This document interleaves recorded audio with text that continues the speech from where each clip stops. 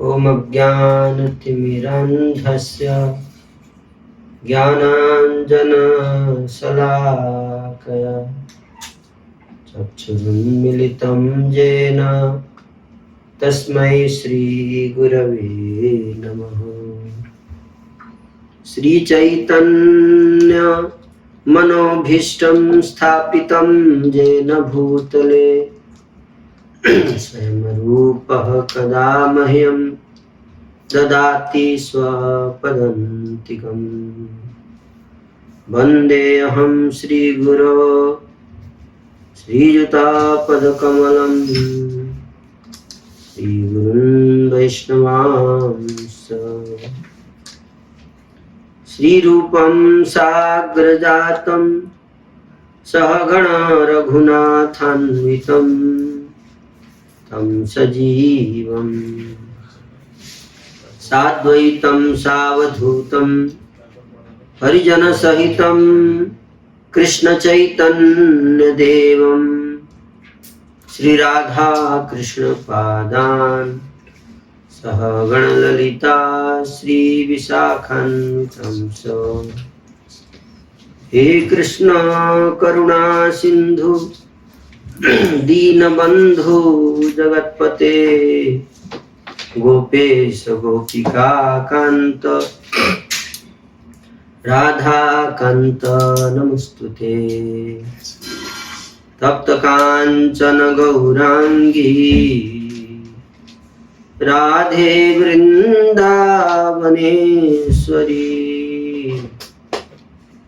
वृषभानु सुते देवी प्रणमामि हरिप्रिये। वाञ्छाकल्पतरुभ्यश्च कृपा सिन्धुभ्य एव च पतितानां पावनेभ्यो वैष्णवेभ्यो नमो नमः। जय श्री कृष्ण चैतन्य प्रभु नित्यानंद श्री अद्वैत गदाधर श्रीवासादि गौर भक्त वृंद। हरे कृष्णा कृष्णा कृष्णा हरे हरे हरे राम राम राम हरे हरे। वंदे श्री कृष्ण चैतन्य नित्यानंद सहोदितौ गौड़ोदये पुष्पवन्तौ चित्रौ सन्दौ तमोदौ अनर्पित चरिं चिरा करुणयावतीर्णः कलौ समर्पयितुम् उन्नत उज्ज्वल रसां स्वभक्ति श्रियां हरिपुरत सुंदर दुति कदम्ब संदीपितः सदा हृदय कंदरे मम स्मृतौ वः सचिनंदन।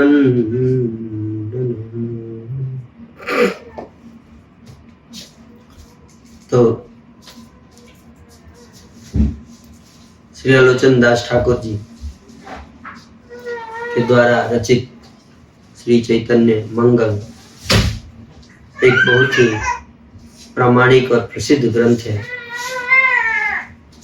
जिसमें श्री चैतन्य महाप्रभु के दिव्य नाम रूप गुण और लीला बहुत ही विशद और विस्तृत रसात्मक वर्णन प्रस्तुत किया गया है। तो हमारा परम सौभाग्य है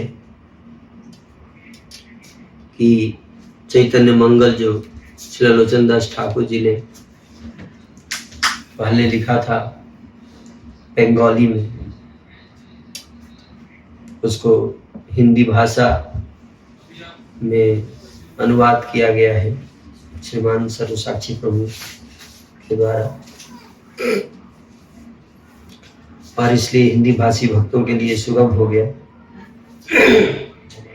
और अभी तक चैतन्य मंगल की लीलाओं को प्यारों के साथ इस कथा को प्रस्तुत नहीं किया गया, विशेष रूप से हिंदी भाषी भक्तों के लिए। पिछली बार जब कोरोना का लॉकडाउन हुआ था तो उस समय हमने चैतन्य भागवत ग्रंथ के बारे में चर्चा किया था, और आज उसी से प्रेरणा लेते हुए हमने चैतन्य मंगल ग्रंथ को आज प्रारंभ किया।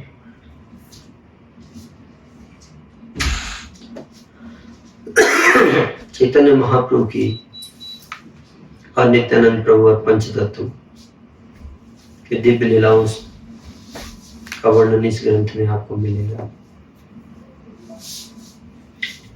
सबसे पहले इस ग्रंथ के नाम के ऊपर चर्चा किया जाएगा कि चैतन्य मंगल क्या है। ये जो चैतन्य मंगल ग्रंथ है, चैतन्य महाप्रभु की लीलाएं है ना, और मंगल शब्द इसमें विशेष रूप से जोड़ा गया है ना, क्योंकि श्री वृंदावन दास ठाकुर जी लिखते हैं कि चैतन्य मंगल जो ग्रंथ है, इसको जो भी पढ़ेगा, चैतन्य महाप्रभु की लीलाओं को जो सुनेगा, उसके जीवन में केवल मंगल ही मंगल होगा। इसलिए इसको चैतन्य मंगल कहा गया है ना। और ये नाम इतना प्रसिद्ध है कि एक साथ दो आचार्य चैतन्य महाप्रभु की लीलाओं को लिख रहे थे, एक श्री वृंदावन दास ठाकुर जी और एक श्री लोचन दास ठाकुर। और सौभाग्य देखिए, दोनों ने अपने ग्रंथ का नाम लिख दिया चैतन्य मंगल। तो मंगल शब्द इतना फेवरेट था सबका, लेकिन बाद में जब वृंदावन दास ठाकुर जी को पता चला लोचन दास ठाकुर जी ने भी जो ग्रंथ लिखा है उसका नाम चैतन्य मंगल लिख दिया है, तो उन्होंने फिर अपनी पुस्तक का नाम चेंज करके चैतन्य भागवत लिख दिया। तो आप लोग चाहते हैं कि आपके जीवन में मंगल हो? बहुत मुश्किल है। कलयुग में मंगल होना, कलयुग में चारों तरफ अमंगल ही अमंगल है। लोगों के शरीर में अमंगल है, विचारों में अमंगल है, हर जगह अमंगल ही अमंगल। उल्टी कलयुग के जीव, कलयुग की परिस्थिति का लक्षण क्या है? कलयुग का कलयुग का लक्षण ये है कि लोग इतने मूर्ख होंगे कलयुग में, है ना, कि उनको सुख में दुख नजर आएगा और दुख में सुख नजर आएगा। जो वास्तव में सुख देने वाला है उसमें उनको लगेगा कि ये बहुत दुख है, और जो दुख देता है उसी में उनको आनंद आएगा। जैसे कि जहाँ कष्ट है उसमें ही वहां जाएंगे लोग, ये सोच के कि यहाँ पर बहुत आनंद है ना। और जहाँ पे वास्तविक आनंद है वहां पे लोग नहीं जाएंगे। क्यों? ये सोच के कि यहाँ पे कष्ट मिलेगा, है ना। जैसे आप सब जानते हैं फतिंगा, है ना, फतिंगा उल्लू है, उल्लू नंबर 1।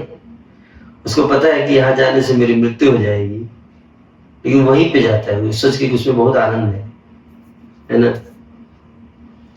आग के पास दौड़ के जाता है फतिंगा। क्यों? क्योंकि उस उल्लू नंबर 1, उसको लगता है कि उसी में क्या है? सुख है। जहाँ दुख है, जहाँ मृत्यु है, जहाँ कष्ट है, जहाँ पीड़ा है,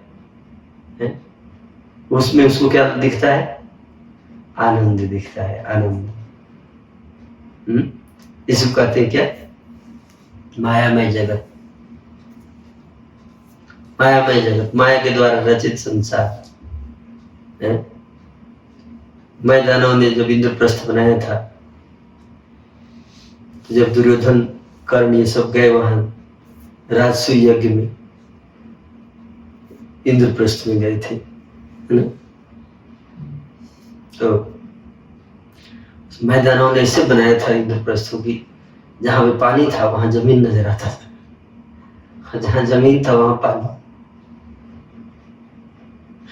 तो दुर्योधन जा रहा था, तो दुर्योधन को क्या दिखा? पानी दिखा एक जगह, तो उसने अपने ऐसा धोती पूरा ऊपर उठा लिया कि दिख रहा था ऐसा कि वहां पानी है, लेकिन वहां वास्तव में क्या था? जमीन था। तो युधिष्ठिर महाराज ने समझा नहीं यहाँ पानी नहीं, तो केवल डिजाइन है ऐसा, ये जमीन है। जहां पे जमीन था वहां एक्चुअली पानी था, तो दौड़ते हुए गया, गिर गया पानी में, है ना? जो होते भ्रामक सृष्टि, क्या कहते? भ्रामक सृष्टि, है ना? तो उसी तरह से इस कलयुग में जीवों की सृष्टि ऐसी है, सृष्टि ऐसी है और दृष्टि भी वैसी। जैसी सृष्टि वैसी दृष्टि, और जैसी दृष्टि वैसी सृष्टि, है कि नहीं? जागी रही भावना जैसी, प्रभु मूरत दिखी तिन तैसी। जिसकी दृष्टि में दोष है उसको अच्छी चीजें भी, अच्छी सृष्टि भी गलत नजर आएगी, है ना? तो दृष्टि में ही प्रॉब्लम है कलयुग में। कलयुग के लोगों की दृष्टि नष्ट हो जाएगी, इसलिए उनके चूंकि दृष्टि, इसलिए उनको जो दुख है उसी में आनंद आएगा। इसलिए दुख के सुख मान के दुख की तरफ भागेंगे, और फिर वहां जाकर क्या होगा? उनको कष्ट आएगा। कष्ट आएगा, पीड़ा होगा, अमंगल अमंगल अमंगल। तो अमंगल से मंगल करने के लिए क्या करना पड़ेगा? बताइए। चैतन्य मंगल। हाँ, चैतन्य मंगल है, चैतन्य मंगल। तो अगर आप जितने भक्त हैं यहाँ पे, अगर आप इस चैतन्य मंगल ग्रंथ को शुरू से लेकर अंत तक अगर आपने पूरी कथा प्रसंग को सुना, तो वृंदावन दास लोचन दास ठाकुर जी आगे बताएंगे कि जो भी इस कथा को सुनेगा उसके जीवन में केवल मंगल ही मंगल होगा, है ना? तो इससे बड़ा वरदान क्या हो सकता है? चैतन्य मंगल सुनने को मिल रहा है कलयुग के जीवों को। तो लोचन दास ठाकुर जी ने ऐसा ग्रंथ दे दिया हम सबको। लोचन दास ठाकुर के बारे में थोड़ा हमको जानना चाहिए। चैतन्य मंगल की जो रचयिता है ना, तो इनके गुरु जी का नाम था नरहरि सरकार ठाकुर। कि नरहरि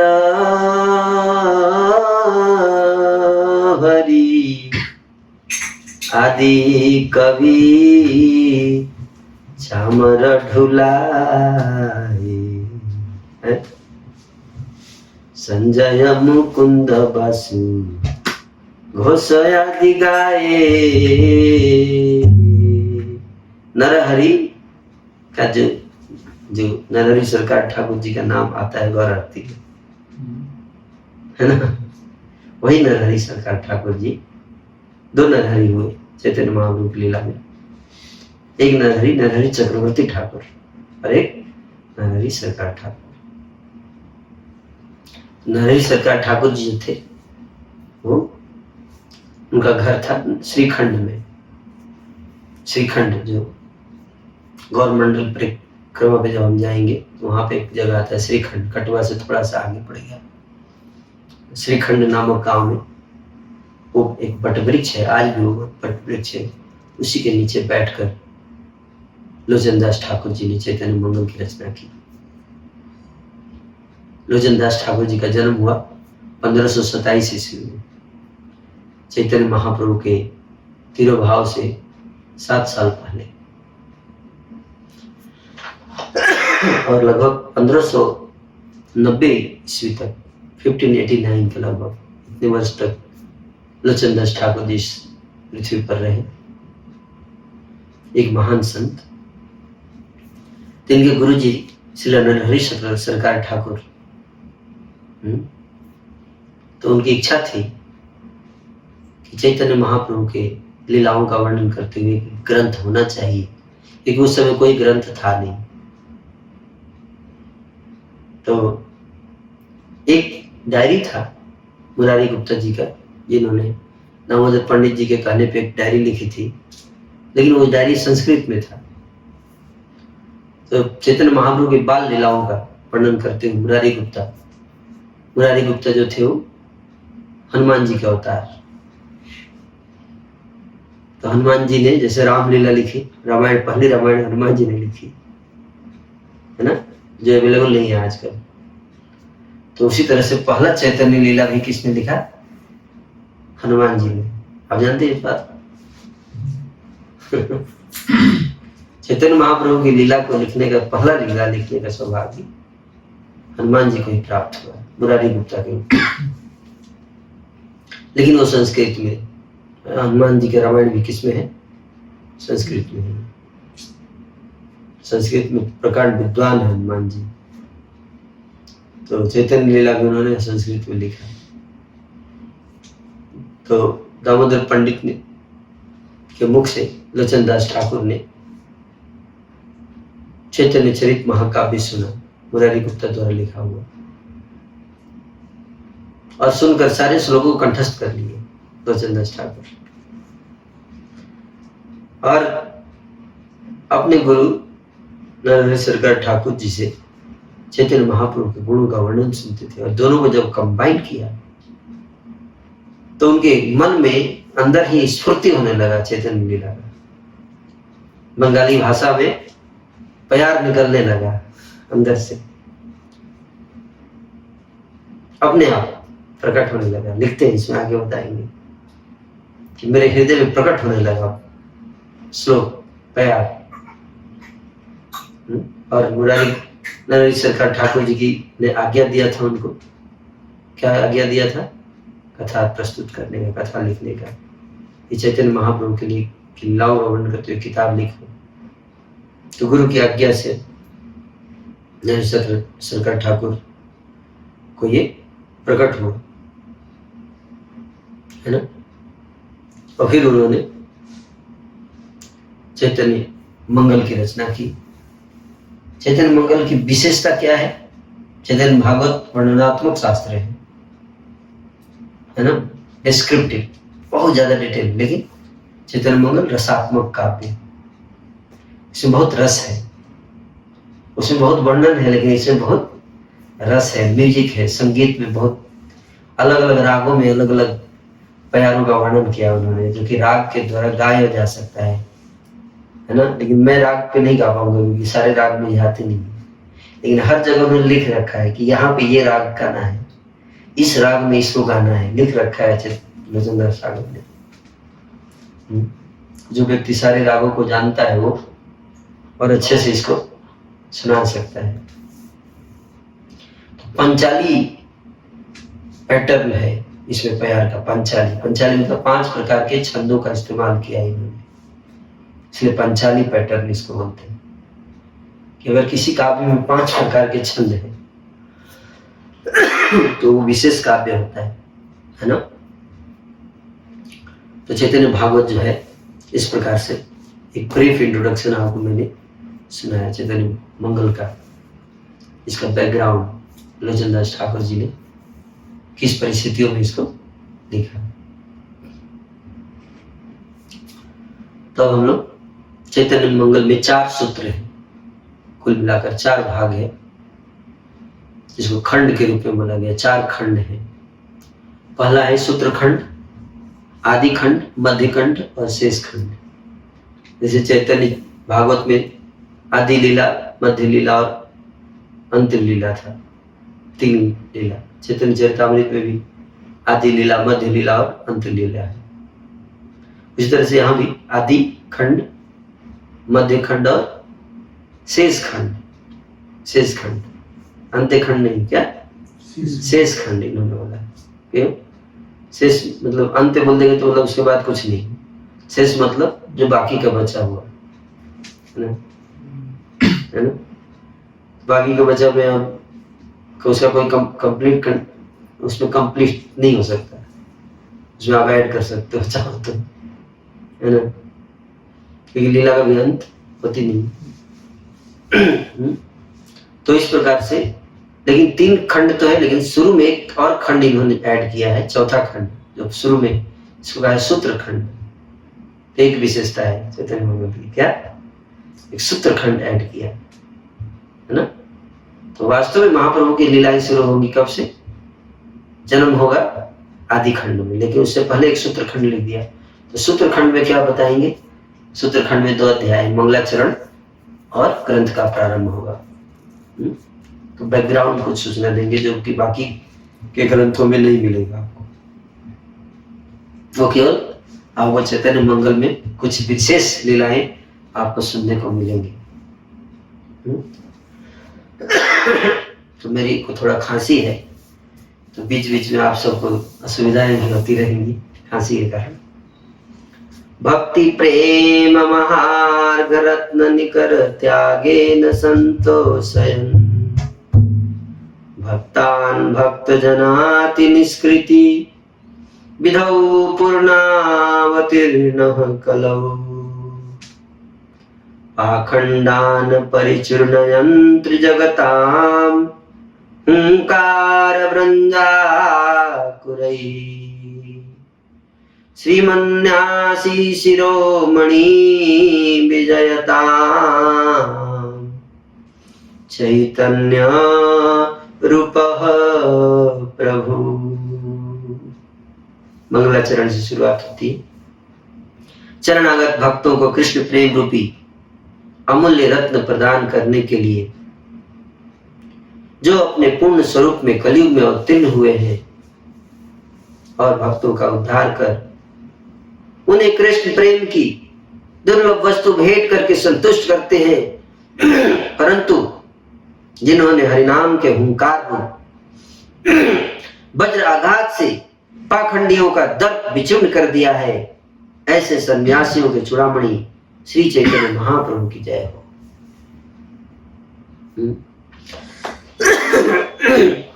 तो 2 काम एक साथ, जैसे भगवान कृष्ण की लीला हुई, परित्राणाय साधूनां, साथ ही साथ विनाशाय च दुष्कृतान्। तो भगवान कृष्ण क्या कहते हैं कि मैं क्यों अवतार लेता हूं, साधुओं को का परित्राण करने के लिए, और साथ ही साथ दुष्टों का विनाश। तो उसी तरह से श्री चैतन्य महाप्रभु इस मंगलाचरण के श्लोक में बता रहे हैं कि कलयुग में अवतरित हुए हैं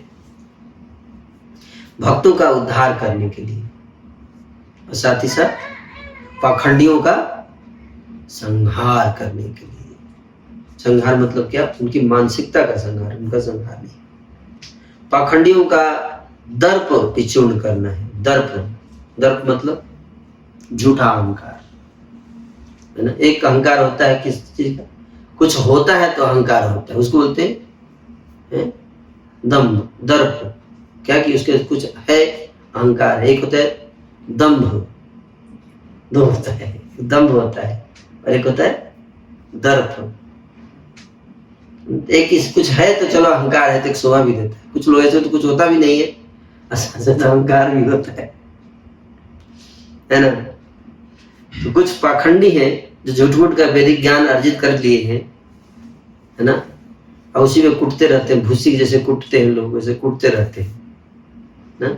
अब चावल को कुटेंगे तो धान को कुटने से क्या मिलता है, चावल मिलता है ना, अब भूसी अलग हो जाता है। तो अगर धान को कूटेंगे तो चावल मिलेगा, लेकिन अगर भूसी को कूटेंगे तो क्या मिलेगा, कुछ मिलेगा है। तो चावल जब निकाल लिया गया और भूसी को लेके कूटे जा रहे हैं, तो चावल क्या है? कृष्ण। कृष्ण कथामृत चावल की तरह है। धान से चावल निकाल लिया, कृष्ण कथामृत निकाल दिया, तो बच गया क्या? वैदिक शास्त्र की भूसी। और उसको कूटते रहते नाना प्रकार के मत, मतांतर, सिद्धांत ऐसे, और बड़ा अहंकार होता है कि हमको बहुत ज्ञान है, हमको ये या पता है, वो श्लोक पता है ना। अहंकार बहुत ज्यादा होगा, वैदिक ज्ञान का अहंकार, दर्प। तो उनको बोला जाए कि आप हरे कृष्ण करो, उनको बड़ा दुख होता है।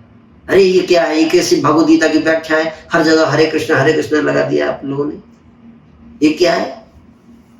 हर जगह हरे कृष्ण, कहीं श्लोक में कहीं हरे कृष्ण है ही नहीं, वहां भी हरे कृष्ण। हम श्लोक के शब्द देखेंगे बस, श्लोक में हरे कृष्ण नहीं है कहीं, कृष्ण भावनामृत है ही नहीं, आपने कृष्ण भावनामृत ऐड कर दिया अपनी तरफ से। इसको कहते दर्प। ऐसे पाखंडी लोग, इनको क्या बताया इन्होंने? पहले श्लोक में ही पाखंडी बता दिया। देखिए भाई, भगवान कृष्ण जब भगवद गीता बोल रहे हैं तो लास्ट में क्या कहते हैं? लास्ट में क्या कहते हैं? मन मना भव मद भक्तो मद्याजी माम नमस्कुरु मां में वैश्यसी सत्यम ते प्रतिजाने प्रियोसी में सर्वधर्मान परित्यज्य माम एकम शरणं व्रज आम ताम से पावे मोक्ष। जब कृष्ण ने गीता को कंक्लूड कर दिया, ये कहा कि मेरी शरण में आओ, कृष्ण भावनामृत बनो, मद भक्तो मद्याजी माम नमस्कुरु, मन मना मेरा चिंतन करो अपने मन में। तो हमको निष्कर्ष पकड़ना है ना, चावल को लेना है ना कि भूसी पीटना है। तो बाकी गीता की भूसी पीटते रहो संस्कृत भाषा को पकड़ के, और चावल क्या है? हरे कृष्ण चैन के। कृष्ण कॉन्शियसनेस। तो श्री चैतन्य महाप्रभु क्या देने आए हैं? जीवों का उद्धार करते कैसे? यज्ञ संकीर्तन प्राय हरे कृष्णा कृष्णा कृष्णा हरे हरे, हरे राम राम राम। जब प्रकाशानंद सरस्वती के पास चैतन्य महाप्रभु गए, जब वाराणसी में, महाप्रभु क्या कर रहे थे? संन्यास ले लिए थे और नाचते थे, गाते थे, कीर्तन रस में आनंद लेते थे, कभी रोते थे, कभी हंसते थे। तो वहां पे 10,000 सन्यासी शिष्य थे। बहुत शंकराचार्य संप्रदाय के बहुत प्रसिद्ध प्रकांड सन्यासी थे, प्रकाशानंद सरस्वती। नाम भी अच्छा है, प्रकाश आनंद। इनको प्रकाश देखने में ही आनंद आता था, है ना? सेवानंद नहीं, क्या प्रकाशानंद। तो प्रकाश देख के बड़ा खुश हो जाते थे, इसलिए नाम पड़ा प्रकाशानंद। उनके 10,000 सन्यासी शिष्य थे, है ना? तो जब चैतन्य महाप्रभु को उनको पता चला कि चैतन्य महाप्रभु एक सन्यासी आए हैं और नाचते हैं, ये क्या सन्यासी का काम है नाचना गाना? सन्यासी को सीरियस होना चाहिए, थोड़ा गंभीर होना चाहिए, थोड़ा, है ना? तब तो लोग वैल्यू देंगे। क्या सन्यासी है ये? है सन्यासी तो एकदम कोई सारे भावनाओं से मुक्त होना चाहिए, उसको कोई भावना नहीं होनी चाहिए उसके अंदर, है ना? और कोई इमोशन फीलिंग नहीं होता है जिसको, वही जिसको फीलिंग नहीं होगा तो पत्थर है ना, सन्यासी कहाँ से हो जाएगा? जिसको फीलिंग ही नहीं है, तो सन्यासी कहा जाएगा उसको कि पत्थर है। फिर पत्थर और सन्यासी में क्या अंतर रह जाएगा? पत्थर को भी फीलिंग नहीं है, सन्यासी को भी फीलिंग नहीं, तो व्हाट इज द डिफरेंस? तो करेगी ये तो रोते रहते हैं, गाते रहते हैं। तो चैतन्य महाप्रभु को निंदा करते थे, ये कैसा सन्यासी है, भावुक सन्यासी, शायद दुख हो रहा होगा इसको घर छोड़ने का, इसलिए रो रहा है बेचारा, है ना? तो निंदा होने लगी। तो भक्तों ने कहा महाप्रभु निंदा हो रही है, आप निंदा करेंगे तो नरक में जाएंगे, कुछ कीजिए। तो महाप्रभु गए प्रकाशानंद सरस्वती के पास। तो प्रकाश जाके कहाँ बैठ गए? जहाँ लोग जूता रखते हैं वहां बैठ गए जाके। बाकी जितने समय एकदम बड़े बड़े आसन बना के ऐसे ऊपर एकदम ओम श्री श्री 1008 श्री, उसका श्री का अभिमान भी, जितना श्री उतना अभिमान, लेकिन 108 श्री तो थोड़ा ज्यादा अभिमान। ऊपर एकदम आसन ऐसे दमा के पगड़ी बैठे हुए थे सब, और चैतन्य महाप्रभु जाके वहां बैठ गए जहाँ पे पैर धोते हैं लोग, और वहां जाकर महाप्रभु ने क्या किया, ऐसे तेज प्रकट किया अपने चेहरे का, तेज है ना, क्योंकि मायावादी सन्यासी उनको क्या अच्छा लगता है, प्रकाश प्रकाश देखना चाहते हैं, तो महाप्रभु ने प्रकाश प्रकट किया। प्रकाश देखकर ही प्रकाशानंद को प्रकाश में आनंद आ गया, उठ गए अपने आसन से। अरे महाशय आप नीचे क्यों बैठे, ऊपर आइए, आप सन्यासी हैं, सन्यासी को नीचे नहीं बैठना चाहिए।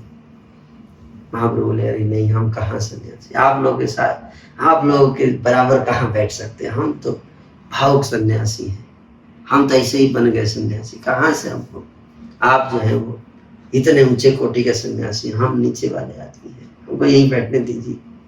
अरे नहीं नहीं नहीं, चलिए, आपके चेहरे से तेज तो बहुत आ रहा है, लग रहा है जैसे साक्षात नारायण आ गए हैं हमारे पीछे। बोले बात तो सही बोल रहे हैं आप ये बात सही बोल दिया आपने, कम से कम नारायण बोला आपने नारायण को। तो हम नारायण नहीं, हम आदि नारायण हैं, नारायण के भी हम स्रोत हैं, है ना। तो महाप्रभु बोले नहीं, वो मन में सोच रहे हैं, है ना। तो लेके गए ऊपर बिठाया, बोले हमको आपसे एक प्रश्न है, क्या आप सन्यासी होकर एक भावुक व्यक्ति की तरह आचरण करते हैं? आपको तो वेदांत, आपके बारे में हमने बहुत कुछ सुन रखा है, आपने केशव कश्मीरी को हराया, दिग्विजय पंडित था, सारी दिशाओं में कोई उसके बराबरी का नहीं था, आपने सार्वभौम भट्टाचार्य का पराजित किया, शास्त्रार्थ में हमने सुना है, लेकिन हमको ये समझ नहीं आता कि आप नाचते गाते क्यों हैं, इतना ज्ञान होने के बाद कोई नाचेगा गाएगा? तो आप ये नाचते रहते हैं, गाते रहते हैं, रोते रहते हैं, ये क्या है? आपको तो बैठकर वेदांत चर्चा करना चाहिए, और भी सन्यासियों के बीच में बैठना चाहिए, हम जैसे लोगों के साथ, है ना। कहाँ उन कॉमन लोगों के बीच में नाचते रहते हैं आप, थोड़ा वीआईपी होना चाहिए, थोड़ा अलग हटके। महाप्रभु बोले बात तो आपका सही है, वेदांत तो पढ़ना चाहिए, लेकिन हमारे गुरु जी ना, हम जब मिले थे तो बोले कि नहीं, ये तो तुम मूर्ख हो। बोले मूर्ख हो, तुम वेदांत नहीं समझ सकते, इसलिए बोले तुम हरे कृष्णा करोगे। नहीं नहीं नहीं, क्या बात कर रहे हैं, आपने केशव कश्मीरी को हराया, आप कहाँ से मूर्ख? मतलब गुरु जी बोलते हैं मूर्ख है, तो हम मान लिए मूर्ख है, अब क्या सोचना है इसमें? गुरु मोरे मूर्ख देखी करिला शासन, है ना। तो फिर प्रश्न उत्तर होने लगा, तो महाप्रभु ने फिर उनको भी घुमा दिया शास्त्र की जब बातें करने लगे, है ना, तो महाप्रभु उनको विस्तार से समझाया, भी शास्त्र भी समझाया।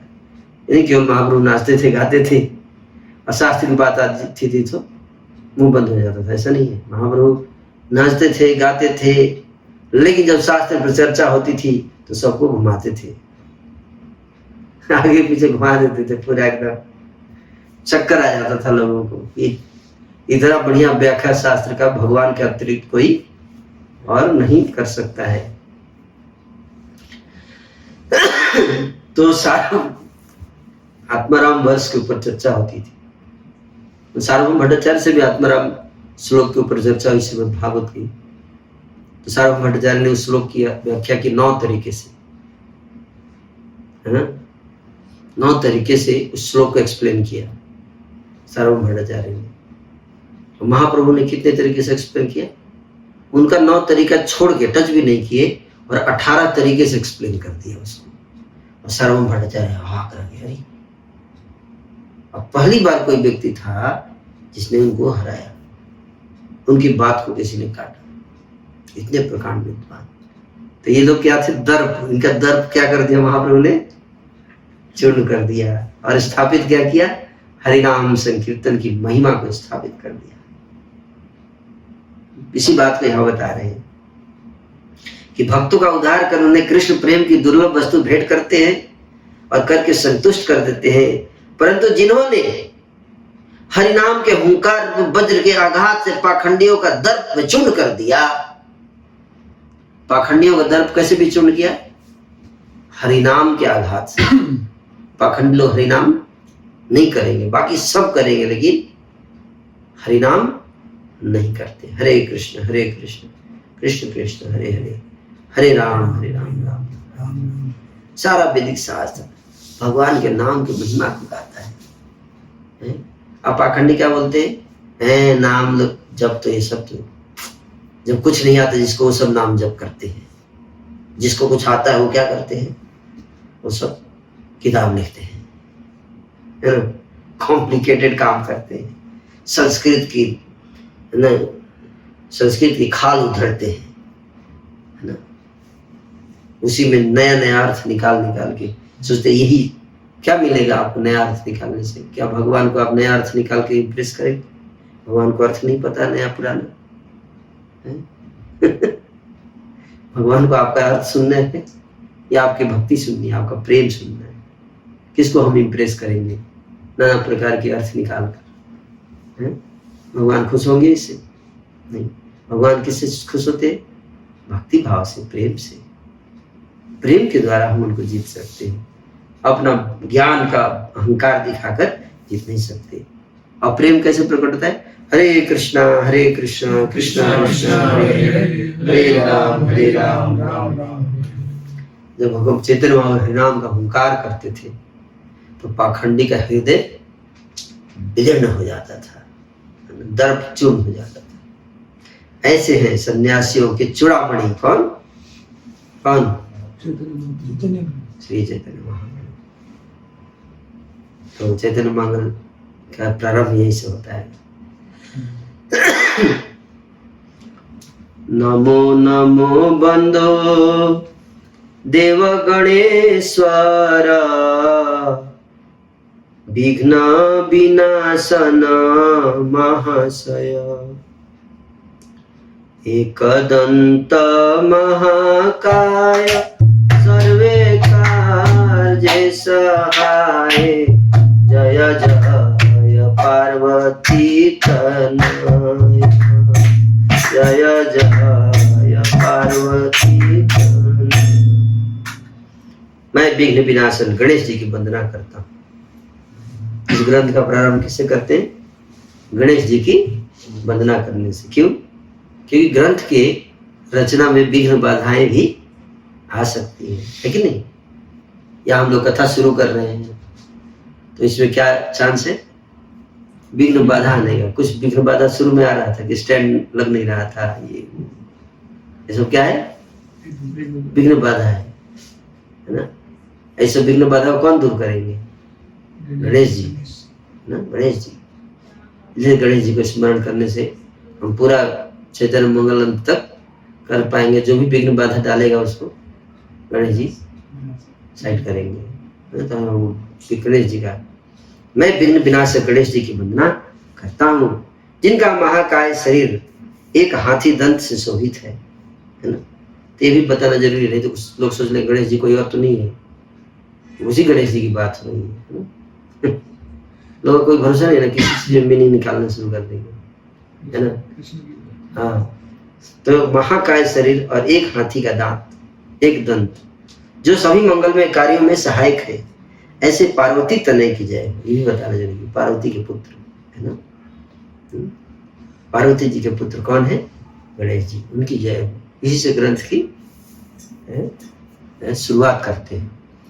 हर गौरी बंदो माथे, जुड़िया जुगल हाथ, शरणे पड़िया करो से,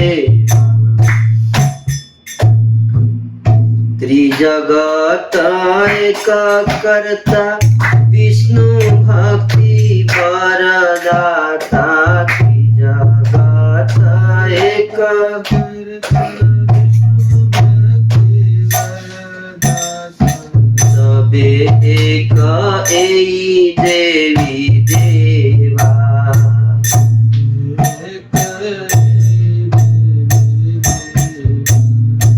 सरस्वती बंदो मुंडे, केली कर मोर तुंडे, सरस्वती बंदो मुंडे, केली कर मोर तुंडे, कह गौरारी मुरारी गुण गाथा,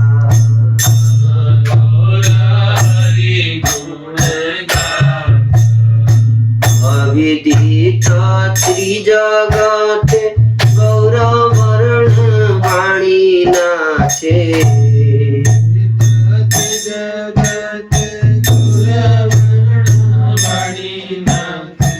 अद्भुतया पारूप कथा।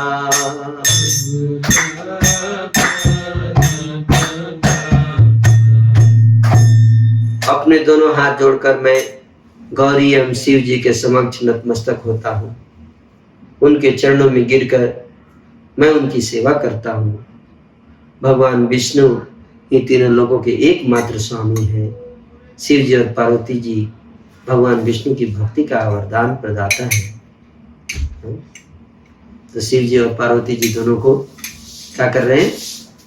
प्रणाम कर रहे हैं, नतमस्तक हो रहे हैं। तो कोई बोल सकता है अरे इस्कॉन में तो शिव जी पार्वती जी का नाम लेना भी पाप है। ऐसा नहीं है, ऐसा नहीं है। लेकिन साथ ही साथ उनके चरणों में गिरकर उनकी सेवा करते हैं। बोल रहे हैं मैं उनकी सेवा करता हूँ। लेकिन साथ ही साथ अगले लाइन में क्या बोल रहे हैं? भगवान विष्णु इन तीनों लोगों में एकमात्र स्वामी है। ये भी जानना चाहिए। यानी कि भगवान शिव को क्या बना देना है? एकमात्र स्वामी है। तो शिव जी को पूजा करना है। भगवान शिव पार्वती दोनों की सेवा करनी है, भक्ति भाव से उनकी पूजा करनी है। लेकिन किस रूप में? क्योंकि उनकी कृपा से विष्णु की भक्ति का वरदान प्राप्त होता है। अगर हम उनको नाराज करेंगे, अगर हम भगवान शिव को पार्वती जी को अगर हम नाराज करें तो क्या होगा? कभी भी कृष्ण प्रेम प्राप्त नहीं हो सकता, वैष्णव अपराध माना जाएगा। और उनकी कृपा से हमारी भक्ति की यात्रा सरल सुगम हो जाएगी, है ना। तो इसलिए कह रहे हैं कि मैं अपने दोनों हाथ जोड़कर गौरी एवं शिव जी के समक्ष नतमस्तक होता हूँ। मैं सरस्वती देवी के चरणों में नतमस्तक होता हूँ। हे देवी, मेरी जीवा को ऐसे क्रियाशील कीजिए कि जिसके द्वारा मैं भगवान गौर हरि के गुणों की महिमा का गान कर सकूं। सरस्वती देवी के गौर वर्ण युक्त नाथ की अद्भुत कथा का वर्णन मेरे मुख से हो, जो त्रिजगत के को ज्ञात है। तो सरस्वती देवी के गौर वर्ण युक्त नाथ कौन है? चैतन्य महाप्रभु। सरस्वती जी के नाथ स्वामी कौन है? श्री चैतन्य महाप्रभु, जो गौर वर्ण में आए हैं। तो है श्री गौरांग महाप्रभु। तो सरस्वती जी से याचना कर रहे हैं, प्रार्थना कर रहे हैं कि हे देवी, आप मेरी वाणी पे प्रकट होइए और मेरी वाणी को सुगम बना दीजिए, ताकि मैं श्री गौरांग महाप्रभु की अद्भुत कथा का वर्णन कर पाऊं। क्यों? ये कह रहे कि ये कथा तीनों जगतों को अज्ञात है। अविदित त्रिजगते। चैतन्य महाप्रभु की कथा क्या है? अज्ञात है। क्यों? क्योंकि लोचन दास ठाकुर से पहले इस कथाओं को कहने वाला कोई था नहीं। वैदिक शास्त्रों में भगवान के सारे अवतारों की कथाओं का विस्तार से वर्णन है, लेकिन गौरांग महाप्रभु के अवतार का वर्णन नहीं है। इसीलिए कह रहे हैं कि अविदित त्रिजगते, और केवल पृथ्वी पर ही नहीं, तीनों लोगों में, स्वर्ग में, ऊपर के लोग, नीचे के लोग, कोई नहीं जानता महाप्रभु की कथाओं को। इसको माया ने क्या कर रखा है? छुपा के रखा है। हम किसको छुपा के रखते हैं? किस चीज को? कीमती वस्तु को क्या रखते हैं? छुपा के रखते हैं। कीमती वस्तु को छुपा के रखते हैं, सबको नहीं दिखाते हैं। तो चैतन्य महाप्रभु की लीला क्या है? कीमती लीला है, सबके लिए नहीं है। बहुत कभी कभी दर्शन दिलाया जाता है ना, कभी कभी, है ना। रेयर वस्तु को कभी कभी दिखाया जाता है, जैसे राधा रानी के चरण है ना, तो छुपा के रखा जाता है ना। कहीं भी आप श्रृंगार देखो, आप भगवान कृष्ण का चरण तो आसानी से आप देख सकते हो। राधा रानी के चरण क्या है? बहुत दुर्लभ, बहुत दुर्लभ है, सबके लिए दर्शनीय नहीं है। लेकिन कभी कभी भक्त लोग, विशेष रूप से गोपाष्टमी के दिन उसको थोड़ा सा चलने से दर्शन कराते हैं। उसी तरह से गौरांग महाप्रभु की लीलाएं क्या है? अविदित है तीनों जगत में, है ना। और उस लीला को विदित कैसे होगा? सरस्वती जी की कृपा से। सरस्वती जी, माँ सरस्वती अगर कृपा ना करे तो कौन इन लीलाओं का वर्णन कर सकता है? कोई कर सकता है?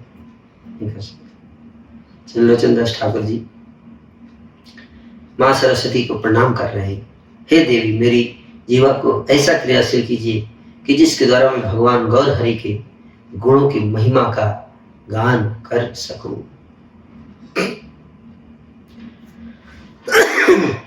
काकु करो देवा गाणे जात गुरु जाने नना करिहा कहो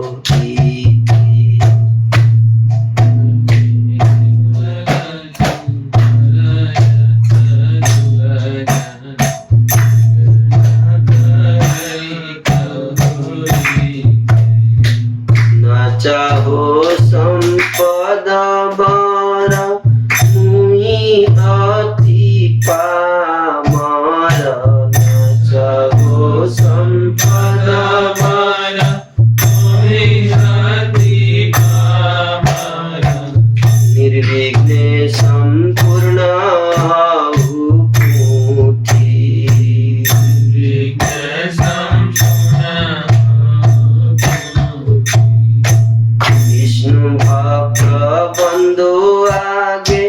यातायात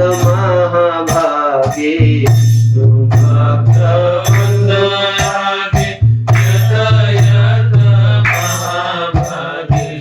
जर गुणे पृथ्वी पवित्र।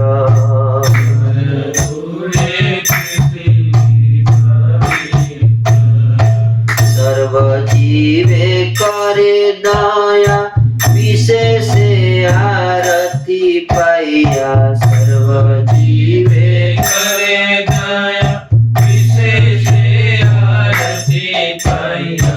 त्रिभुवन मंगल चरित्र।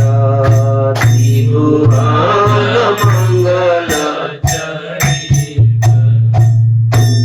मैं विनम्रता पूर्वक याचना करता हूं कि हे गुरुजन, हे देवतागण, कृपया मेरे समक्ष कोई भी अवरोध मत आने दीजिएगा। गुरुजनों से, देवताओं से प्रार्थना कर रहे हैं कि कथा के दौरान कोई अवरोध ना आए।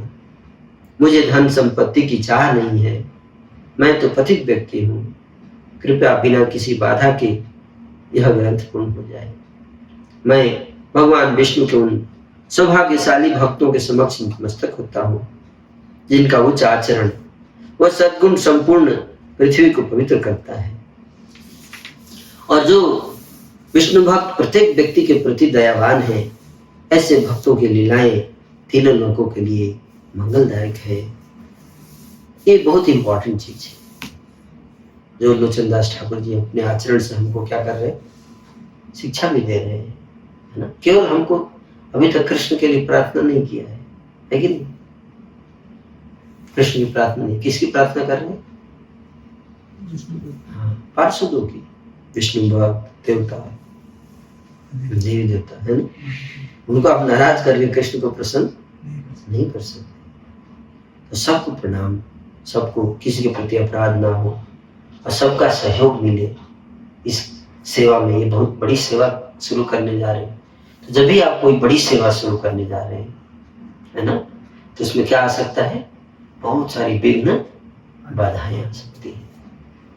कोई भी, इसलिए जो भक्त सेवाओं में लगे हुए हैं, कई सारे भक्त यहाँ बैठे हैं, ऑनलाइन भी है, तो सेवाओं में आप लोग लगे हुए हैं, है ना।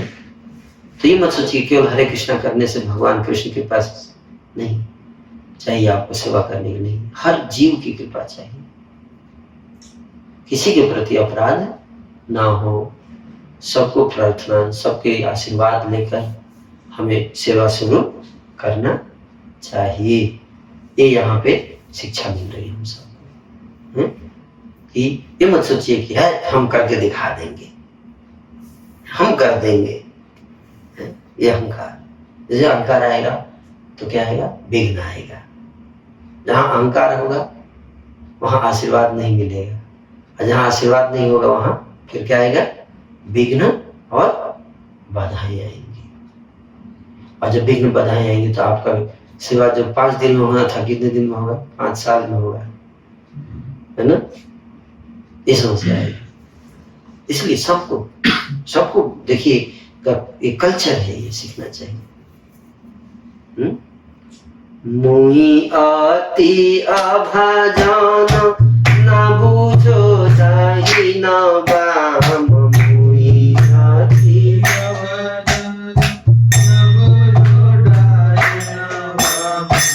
आकाश धरिते चाहो बाहे,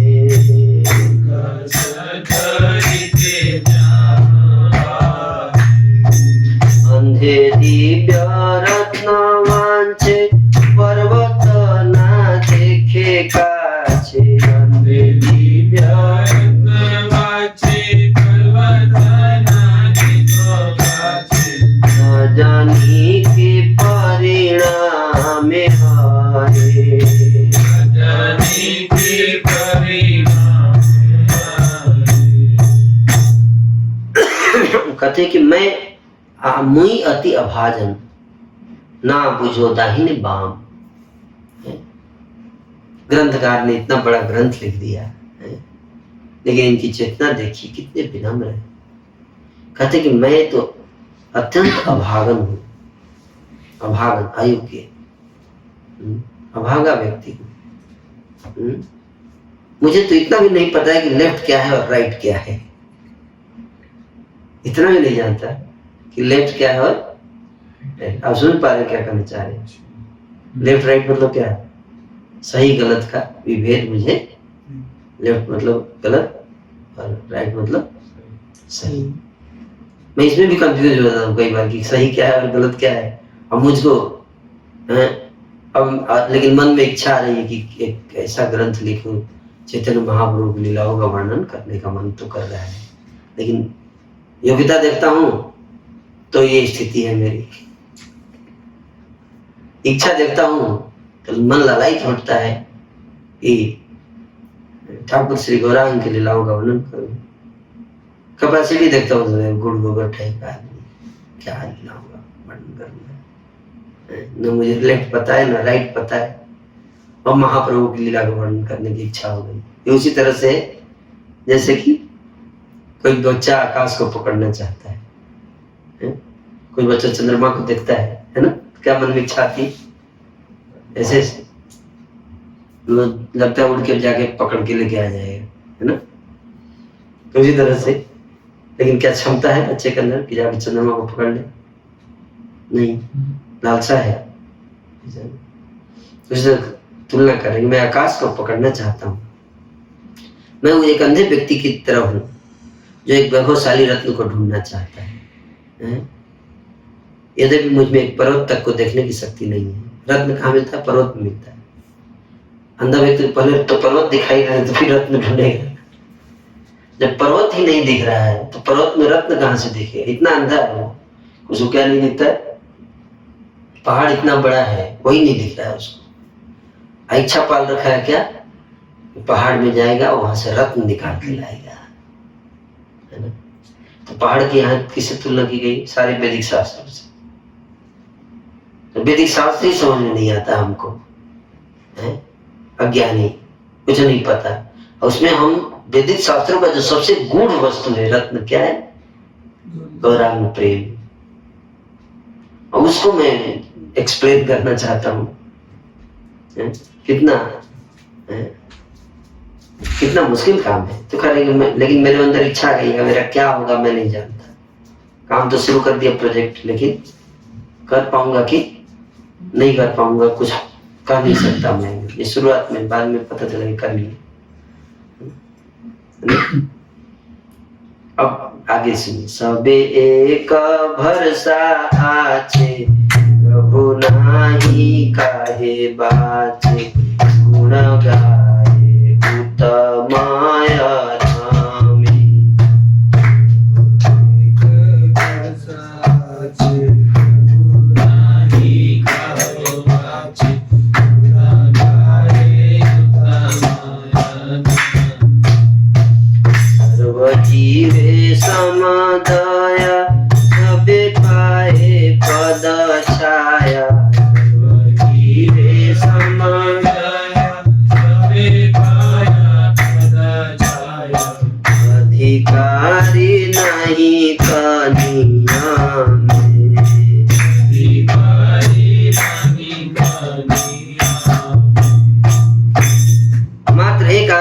किरण बची हुई है। योग्यता तो कुछ नहीं है, लेकिन एक आशा की किरण है कि मैं लिख सकता हूँ, उसी की आशा पर, उसी के बल पे लिख सकता हूँ। क्या आशा है?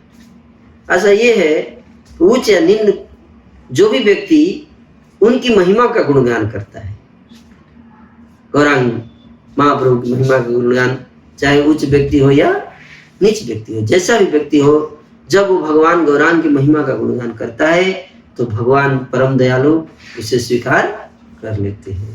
यही एक आशा है कि भगवान इतने दयालु है कि चाहे ऊंचा व्यक्ति हो, चाहे नीचा व्यक्ति हो, चाहे लूल्हा लंगड़ा गुड़ गोबर हो, जैसा भी हो, लेकिन अगर उसके मन में इच्छा है कि मैं अपने प्रभु ठाकुर गौरांग की महिमा का वर्णन करूं, इस भाव से, उनको प्रसन्न करने के भाव से अगर वो कुछ महिमा का वर्णन करता है, बस उसका भाव है कि गौरांग महाप्रभु को मुझे प्रसन्न करना है, तो भगवान उसके भाव को स्वीकार करते हैं, उसके वर्णन को स्वीकार करते हैं।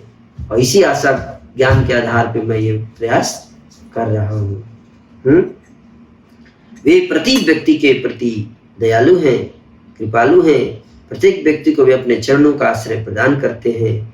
वे इस बात की चिंता नहीं करते कि व्यक्ति उनकी कृपा प्राप्त करने का योग्य है या नहीं है।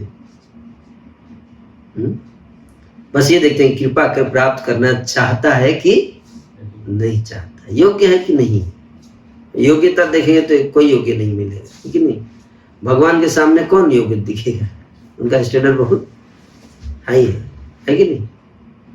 बहुत हाई स्टैंडर्ड है कि नहीं? इसलिए उस स्टैंडर्ड से अगर आप भगवान चेक करने लगे तो हम लोग का क्या हाल होगा? एक भी नंबर नहीं, हर जगह काट कुट कर देंगे। यहाँ भी 0 नंबर डालो, 0 यहाँ, इसमें भी गलती कर दीजिए, इधर भी 0 डालो। पूरा कॉपी आपका चेक करते काट कुट करके 0 डाल के एकदम 0/100 करके भेज देंगे। जाओ फिर माइनस में भी डाल देंगे, चोरी भी किया है, दूसरे का ले लिया है ना। तो इसलिए भगवान 0 नंबर दे देंगे, लेकिन उनका एक गुण है, क्या? बड़े कृपालु है ना। कोई चाहता है उनको प्रसन्न करना, वो चाह से ही प्रसन्न हो जाते हैं। ये पुनः वैष्णव जाना तार कथा कही सुना, ये पुनः वैष्णव जाना अकारण दया सर्वलोके,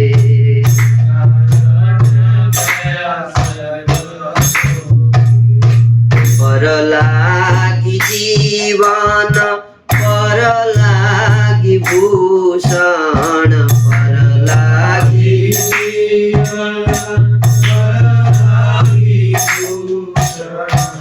पर उपकारे माने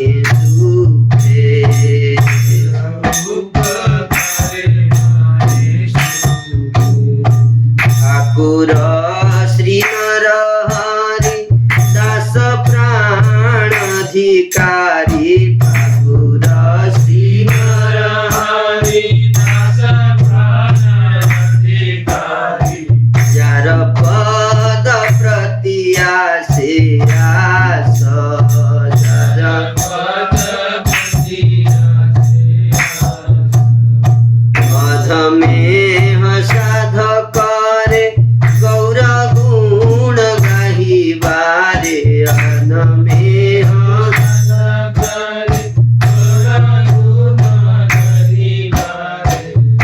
भरोसा लोचन दास,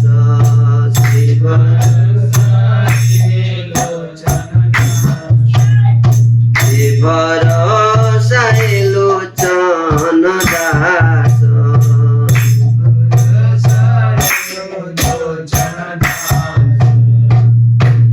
कृपया वैष्णव जनों के यशगान का श्रवण कीजिए। ये बिना किसी कारण से वैष्णव लोग के यशगान सुनिए। किसका यशगान? वैष्णव का यशगान सुनिए। आप वैष्णव का कुछ गुणगान करते हैं, क्या करते हैं, क्या वैष्णव का क्या विशेषता होता है? वैष्णव का क्या गुण कहते हैं? ये लोग ऐसे होते हैं वैष्णव जो बिना किसी कारण के प्रत्येक व्यक्ति के प्रति दयालु होते हैं। उनको कोई कारण नहीं चाहिए दयालु होने के लिए, कोई कारण नहीं है। बाकी लोगों को कारण चाहिए दयालु होने के लिए, है ना? लेकिन वैष्णव को कोई कारण, बाकी लोग कारण चाहिए, बीमार हो गया तो चलो थोड़ा समाज सेवा कर देते हैं, है ना? ये बीमार है थोड़ा समाज सेवा कर देते हैं, या कुछ कारण चाहिए कुछ, है ना? लेकिन वैष्णव को कोई कारण नहीं चाहिए। वो स्वभाव से ही सबके प्रति दयालु होते हैं। वे दूसरों के लाभ के लिए ही जीवित रहते हैं। कौन? वैष्णव के जीने का कोई प्रयोजन नहीं, केवल एक इच्छा से जीवित रहते हैं। किसके लिए? ताकि मेरे जीने से अगर किसी को कुछ लाभ हो सके तो जीवित रहते हैं। समझ में है? इसलिए मरते नहीं। दधीचि ऋषि थे, जीवित थे, किस लिए? कि उनकी हड्डी से संसार का थोड़ा कल्याण हो जाए। उन्होंने अपनी हड्डी दे दी। देवता लोग जब गए उनसे हड्डी मांगने कि अपना हड्डी दीजिए, आप मर जाइए। बोले क्यों? बोले आप मर जाएंगे तो आपकी हड्डी से ना हम लोग एक वज्र बनाएंगे, उस वज्र से हम लोग ना वृत्तासुर को मारेंगे। बोले आपको कैसे लग गया कि हम अपना हड्डी दे देंगे? कोई अपना हड्डी देता है क्या? जैसे बोले आपको कैसे लग गया कि आप मेरा हड्डी दे देंगे, मैं आपको हड्डी दे दूंगा? कोई व्यक्ति अपना हड्डी देता है किसी को? देता भी है तो एक दो किडनी हो तो एक दे दे इंसान, दोनों कोई किडनी थोड़ी दे देगा? नहीं देगा, कोई नहीं देता है। देता है? यहाँ डिमांड क्या था? एक किडनी का नहीं, क्या पूरा शरीर का जितना हड्डी है सब दे दीजिए, और जीवित चाहिए, जीवित हड्डी। मर जाएगा तो उसे कोई काम का नहीं है। जीवित हड्डी चाहिए आपका, उसी से वज्र बनेगा, उसी से वृत्तासुर मारा जाएगा। दधीचि ऋषि भी सोच थोड़ा मजाक करते हैं, थोड़ा हंसी मजाक। बोले आप लोगों ने कैसे सोच लिया कि हम दे देंगे अपना हड्डी? कोई व्यक्ति अपना हड्डी देता है क्या? सबको अपना प्राण, शरीर प्राण से भी अधिक प्रिय होता है कि नहीं? कोई देगा? नहीं देगा। देवता लोग घबरा गए, कहीं मना कर दिए तो हालत खराब हो जाएगी। तो प्रणाम करने लगे, हाँ कोई नहीं देता, आपकी बात सही है। देवताओं ने कहा कोई नहीं देता है, हम जानते हैं, इसीलिए हम किसी के पास नहीं गए, आपके पास आए हैं।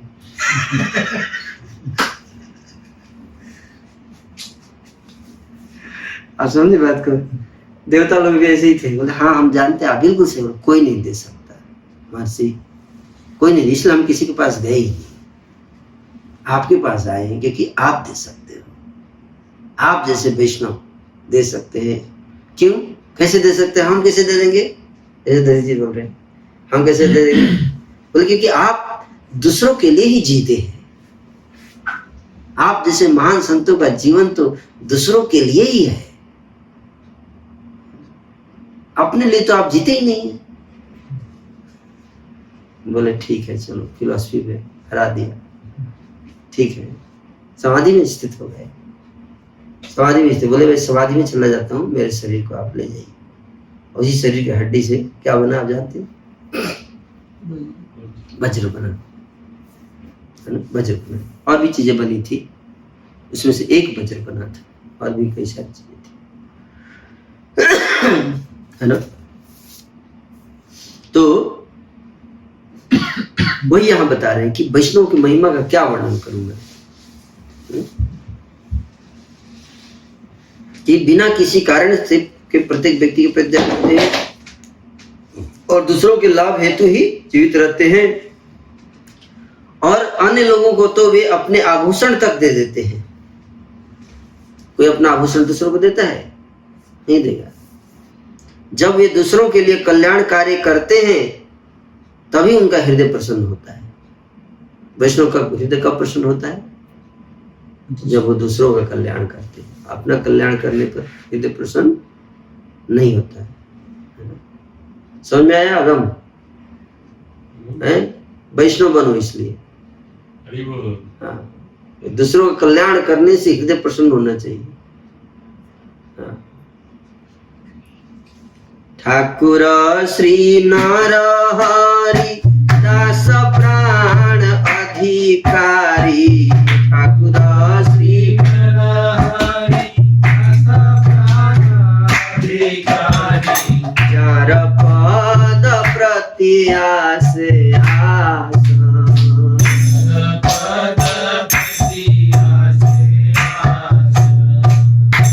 में साध करे गौर गुण गाही बारे, में साध करे गौर गुण गाही बारे, से भरोसा लोचन दास,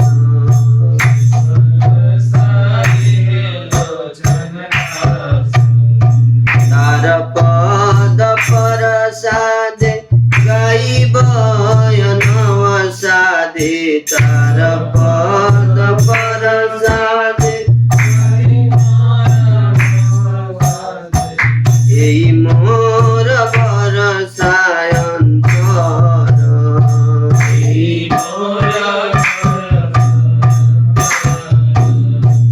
ये दुखानी चरण इष्ट सिद्धि काम,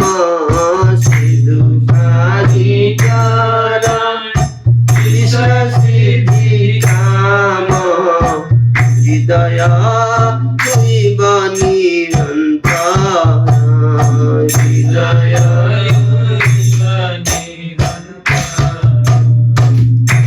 शिला नरहरि ठाकुर मेरे जीवन है और मैं उनका सेवक हूँ। मैं उनका सेवक हूँ। शिला नरहरि ठाकुर मेरे जीवन है, उनके चरण मेरी आशाओं की आशा है। यद्यपि मैं पतित हूँ फिर भी मैं भगवान गौर की महिमा का गुणगान करने के लिए ललायित हूँ। लोचन दास की यही आशा है। कहते मैं तो बहुत पतित हूँ लेकिन फिर भी मैं ललायित हूँ। किस लिए? गौरांग महाप्रभु के गुणगान करने के लिए ललायित हूँ मैं। और बल क्या है? हमारे गुरुदेव, हमारे गुरुदेव के चरण कमलों में जो की शक्ति है, उसी की शक्ति के बल पे मैं ये लालसा करता हूँ, है ना। अन्यथा मैं अपना स्थिति देखूं तो क्या हूं? मैं अधम हूँ, पतित हूँ। श्री नरहरि ठाकुर के चरण कमलों की कृपा से, श्री नरहरि ठाकुर के चरण कमलों की कृपा से मैं इन गीतों का गान कर सकूंगा, ऐसी आशा मेरे हृदय में है। समस्त अभिलाषाओं को पूर्ण करने वाले श्री नरहरि ठाकुर, श्री नरहरि सरकार ठाकुर, सारी अभिलाषाओं को पूर्ण करने वाले श्री नरहरि ठाकुर के दोनों चरण कमल को मैं सदैव अपने हृदय में धारण करता हूँ। जय जय श्री कृष्ण चैतन्य नित्यानंद,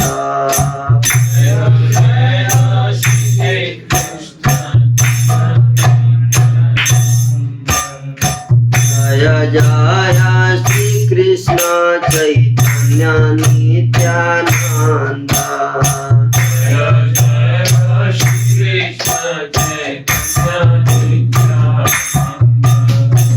जय द्वैत चंद्र जय गौर भक्त वृंद,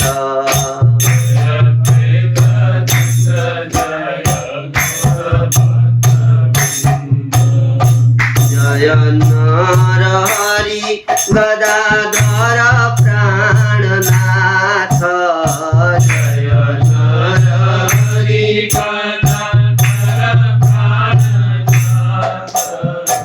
कृपा करी कर प्रभु शुभ दृष्टिपात,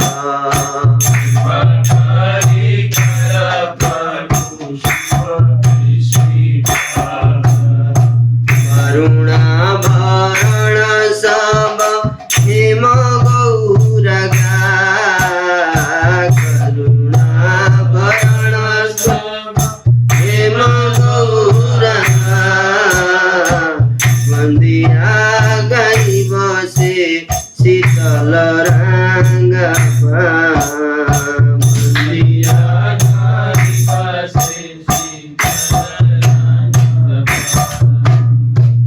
भगवान श्री कृष्ण चैतन्य तथा नित्यानंद प्रभु की जय हो।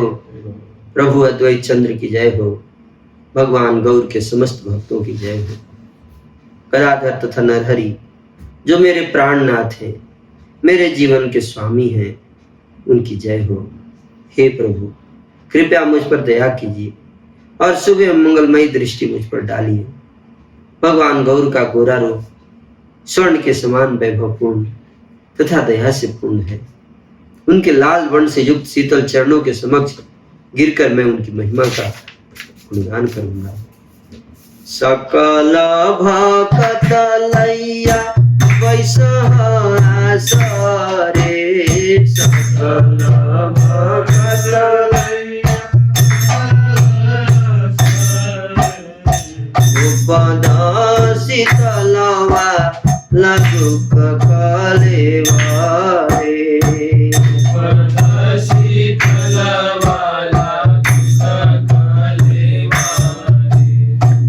सचिरा दुलाल प्रभु कर प्रणाम, सचिरा दुलाल प्रभु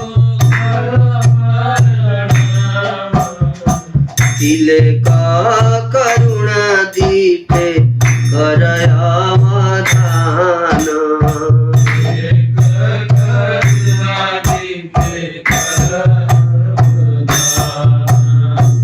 अद्वैत आचार्य गोसाई देव शिरोमणि,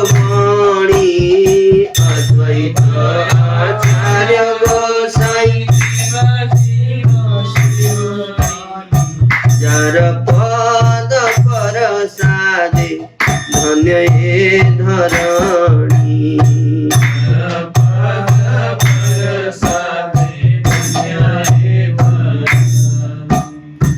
बंदिया गाई बसे सितार प्राणनाथ,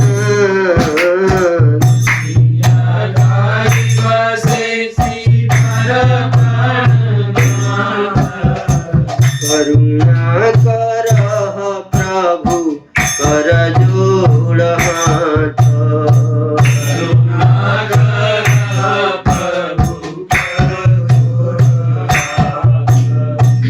अभिन्न चैतन्य से ठाकुर अवधूत, अभिन्न चैतन्य से ठाकुर अवधूत, नित्यानंद राम बंदो रोहिणी रसूत, नित्यानंद राम बंदो गोरा गोरा गुण गरवे गर गर मातो यार, गोरा गुण गरवे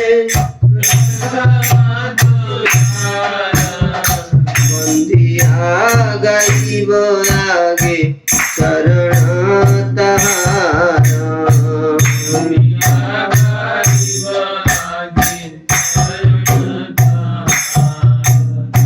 मिश्र पुरंदर बंदो विश्वम्भर पिता, मिश्र पुरंदर बंदो विश्वम्भर पिता, सचि ठाकुरानी बंदो ठाकुरे माता,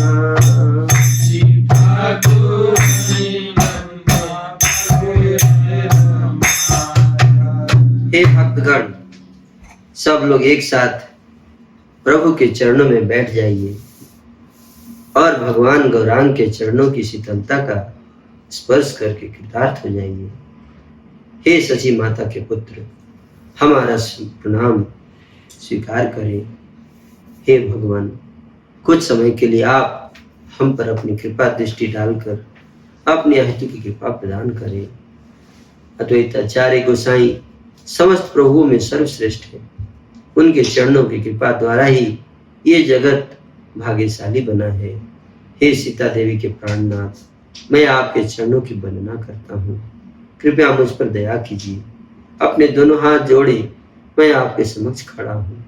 मैं अवधूत भगवान नित्यानंद के समक्ष नतमस्तक होता हूँ, जो रोहिणी देवी के पुत्र स्वयं बलराम है और वे भगवान चैतन्य से अभिन्न है।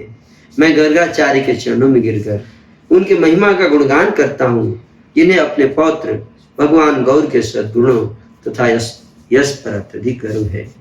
मैं भगवान विश्वंभर के पिता जगन्नाथ मिश्र को प्रणाम करता हूँ। मैं भगवान की माता शशि ठाकुरानी को सादर प्रणाम करता हूँ। तो गर्गाचार्य जी कौन है? श्री चैतन्य महाप्रभु के गुरु नहीं, उनके पिताजी के पिताजी, दादा है ना, दादा जगन्नाथ मिश्र जी के पिताजी। तो सबको प्रणाम कर रहे हैं, आशीर्वाद। क्या ग्रंथ प्रारंभ करने से पहले क्या कर रहे? आशीर्वाद लेना सबका बहुत आवश्यक है। जितने गौर पार्षद है, जितने वैष्णव भक्त हैं, पंचतत्व है, सबकी कृपा। मैं भगवान की पत्नी लक्ष्मी ठाकुरानी को सादर प्रणाम करता हूँ। उन्हें भगवान के विरह रूपी सर्प ने डस लिया था। भगवान चैतन्य महाप्रभु की दो पत्नी, पहली पत्नी कौन? लक्ष्मी प्रिया जी है। तो चैतन्य महाप्रभु पूरी बंगाल की यात्रा किए थे, उस समय महाप्रभु के विरह में उन्होंने शरीर रख दिया, है ना। तो इसलिए फिर दूसरा विवाह हुआ विष्णु प्रिया जी से, जो नवद्वीप में वास करती है। मैं माता विष्णु प्रिया को सादर प्रणाम करता हूँ, जो नवद्वीप में वास करती है, जो भगवान गौर के लाल वर्ण के चरण कमलों को आभूषण के रूप में धारण करती है।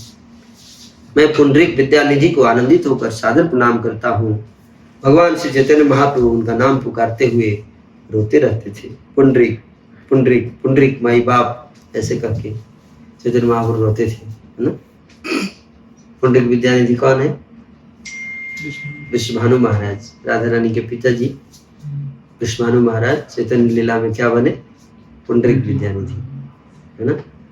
तो राधा रानी के भाव में इसलिए माई बाप बोलते थे, है ना, मेरे पिता कहाँ है आप। एक चित होकर मैं श्री पंडित गोसाई को सादर प्रणाम करता हूँ। मैं श्रील ईश्वरपुरी तथा श्रील माधवेंद्रपुरी के चरण कमलों में सादर प्रणाम करता हूँ। मैं गोविंद गोसाई तथा वक्रेश्वर पंडित को सादर प्रणाम करता हूँ। वे भगवान गौर के चरण रूपी कमल पुष्पों पर मंडराते दो नृत्य भरों के समान है। परमानंदपुरी, विष्णुपुरी तथा गदाधर दास के चरण कमलों को अपने शीश पर रखकर मैं उन्हें सादर प्रणाम करता हूँ। मैं अत्यधिक हर्ष के साथ मुरारी गुप्त की वंदना करता हूँ। मैं उनसे प्रार्थना करता हूँ कि यदि आप मेरे विचारों में अपनी कृपा डाल दें तो मैं दृढ़ निश्चय के साथ भगवान गौर की महिमा का गुणगान करूंगा। मैं श्रीवास ठाकुर तथा हरिदास ठाकुर को सादर प्रणाम करता हूँ। मैं मुकुंद दत्त तथा वासुदेव दत्त के चरण कमलों को प्राप्त करने की लालसा रखता हूँ। मैं आध्यात्मिक प्रेम के धाम रामानंद राय को सादर प्रणाम करता हूँ और जगदानंद पंडित को शाश्वत रूप से वंदना करता हूँ। मैं श्री रूप गोस्वामी, सनातन गोस्वामी तथा स्वरूप दामोदर गोस्वामी को प्रणाम करता हूँ। मैं राघव पंडित गोस्वामी को बारंबार सादर प्रणाम करता हूँ। मैं श्री राम, सुंदरानंद, गौरीदास तथा नित्यानंद प्रभु के अन्य समस्त पार्षदों को सादर प्रणाम करता हूँ। तो हम लोग जो है मंगलाचरण हम लोग भी पढ़ते हैं ना, ये भी मंगलाचरण है। ये थोड़ा विस्तृत मंगलाचरण है। हम लोग एक श्लोक में बाकी लोगों को कवर कर लेते हैं। पंचा कल्पतरुभ्यश्च कृपा सिंधुभ्यो च पतितानां पावन वैष्णव। लेकिन ये ना वो श्लोक हटा दिए हैं तो बहुत सारा ऐड हो गया है ना सारा। तो शॉर्ट में वो मंगलाचरण है, लेकिन ये विस्तार में जा रहे हैं ना, कई वैष्णव के नाम है। मैं अपने पारिवारिक आध्यात्मिक गुरु श्री नरहरि ठाकुर को सादर प्रणाम करता हूँ। पारिवारिक आध्यात्मिक गुरु ना, कुल के इष्ट देवता थे ठाकुर नरहरि ठाकुर। मतलब इससे पता चलता है कि पूरे परिवार को काउंसलिंग गाइडेंस देते थे नरहरि ठाकुर, इनके रजनदास ठाकुर के। वे मेरे आराध्य देव हैं। वे इस लोक तथा परलोक दोनों में मेरे रक्षक हैं। मैं नरहरि ठाकुर को सादर प्रणाम करता हूँ। उनके अतिरिक्त इस जगत में मेरा अन्य कोई मित्र नहीं है। वे भगवान गौर की महिमा एवं यश के सागर है। मैं भूमि पर गिरकर अपने हाथ जोड़कर गोविंद घोष, माधव घोष तथा वासु घोष को प्रणाम करता हूँ। मैं एक चित्त होकर श्री वृंदावन दास ठाकुर को सादर प्रणाम करता हूँ, जिनका ग्रंथ श्री चैतन्य भागवत सारे जगत को आकर्षित करता है। तो वृंदावन दास ठाकुर जी को प्रणाम कर रहे हैं। और वृंदावन दास ठाकुर जी लोचन दास ठाकुर को प्रणाम करते हैं चैतन्य भागवत में ना। ये कल्चर है, एक दूसरे में क्या करना, प्रणाम करना है, नहीं कम्पीट नहीं करना है एक दूसरे से। क्या करना है, एक दूसरे कंपटीशन अगर एक दूसरे से प्रणाम करना, आशीर्वाद मांगना चाहिए। हे मेरे भ्रात्रागण, प्रत्येक क्षण में श्री रघुनंदन ठाकुर के घर में स्थापित विग्रह के समक्ष नतमस्तक होकर उनकी महिमा का गुणगान करता हूँ। सभी भक्तों को श्री रघुनंदन ठाकुर अत्यंत प्रिय है, जिनके लिए प्रभु ने माला चंदन प्रदान किया। चूंकि बाल्यकाल में रघुनंदन ने अपने विग्रह को लड्डू खिलाया था, इसलिए श्री रघुनंदन ठाकुर को एक साधारण व्यक्ति समझने का साहस कौन कर सकता है। रघुनंदन ठाकुर जी बचपन में क्या खिलाए थे, लड्डू। किसको, विग्रह गोपीनाथ जी को, है ना। तो भी श्रीखंड के रहने वाले, श्रीखंड के रघुनंदन ठाकुर, है ना।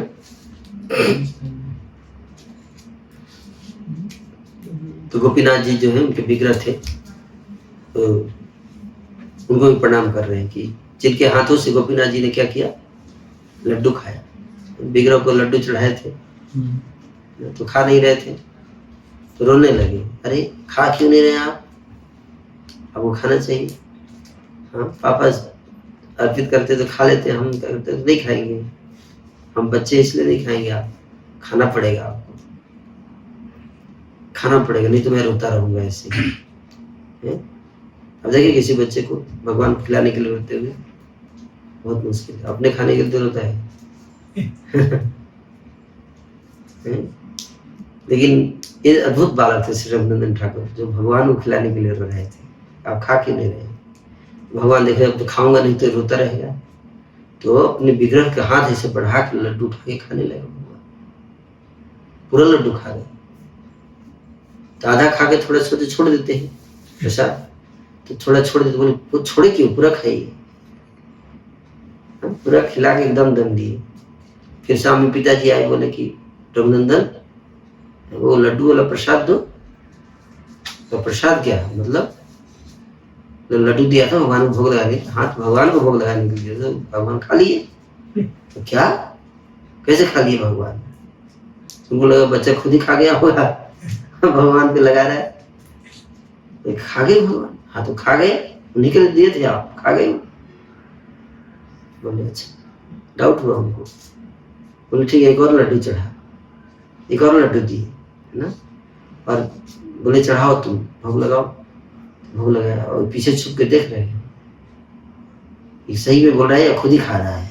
बोला भगवान खा गए। तो देखिए भगवान नहीं खा रहे, फिर रोना शुरू कर दिया, आप खा क्यों नहीं रहे, अब खाने के लिए दिया है भगवान ने, पिताजी ने। भगवान खाने लगे।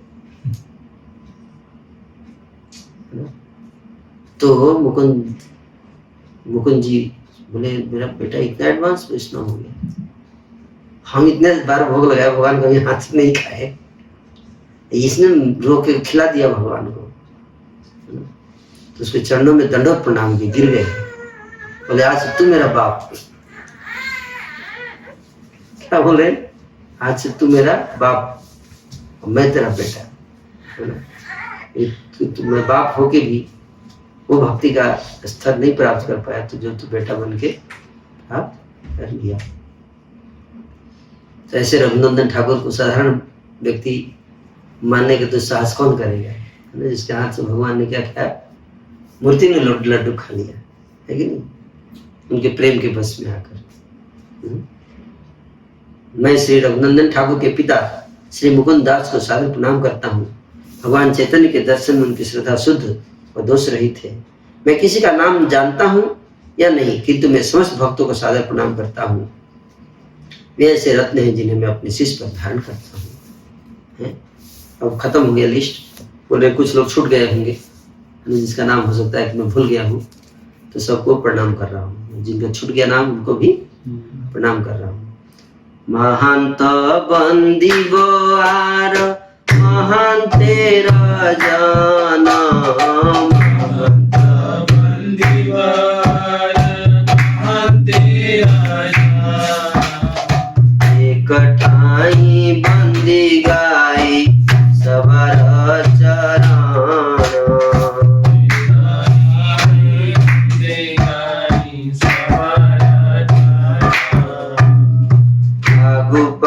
सुविचार ना करके हो माने हरु पाछे विचार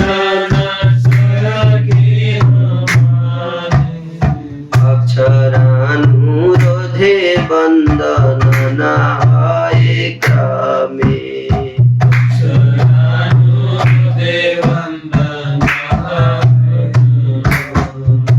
मैं महंत तथा उनके अनुयायियों को सादर प्रणाम करता हूँ और एक साथ उनके चरणों की महिमा का गान करता हूँ। मैंने किसी का नाम प्रथम और किसी भक्त का बाद में वर्णित किया है ना। इस पर विचार ना करें, कई बार ये भी हो जाता है कि उसका पहले ले लिया आपने, हमको बाद में प्रणाम किया आपने, ये कोई अपराध मान लेगा है नहीं। कई बार हम लैंप लेके जाते हैं तो किसी को अगर सीनियर को बाद में दे दिया आपने तो उसका अपराध मान लें, तो उसके लिए भी क्या मांगना है? क्षमा मांगना है। हाँ, तो बोले मैं तो किसी का हो सकता है कि है ना बाद में वर्णन कर लिया, इस पर विचार मत कीजिएगा क्योंकि यहाँ कोई सटीक वर्णमाला का क्रम नहीं है ना। यदि त्रुटिवश मैंने किसी का नाम का उल्लेख नहीं किया है तो मैं उन्हें सैकड़ों बार प्रणाम करता हूँ। जिनका नाम नहीं ले पाया, हो सकता है कि भूल गया हो, दिमाग से उतर गया, तो उनको मैं कुछ दोष के कारण 100 बार पढ़, बाकी लोग एक बार किया लेकिन उनको 100 बार कर देता हूँ नाम लिए बिना। ये सब टेक्निक है, सीखना चाहिए। कल क्या है? MC technique, MC। और इस प्रकार से उसके प्रति किए गए अपराध से मैं स्वयं को मुक्त कर लूंगा। मैं उन भक्तों को अपना सादर प्रणाम करता हूँ जो पृथ्वी तथा ऊपर के लोकों में निवास कर रहे हैं। बोले जो ऊपर के लोग के हैं उनको भी प्रणाम कर लेता हूँ। एक एक करके मैं प्रत्येक भक्त के चरणों में प्रणाम करता हूँ। भगवान गौर के प्रति आध्यात्मिक प्रेम प्राप्त करने की सुखमय इच्छा को हृदय में धारण करते हुए मैं श्री लोचन दास अत्यंत आनंद पूर्वक श्री चैतन्य महाप्रभु की दिव्य महिमा का गान कर रहा हूँ। गौरा गुण गाओ सुखे बड़ प्रीति आसे, गौरा गुण गाओ सुखे बड़ आनंद हृदय गाए लोचन दासे।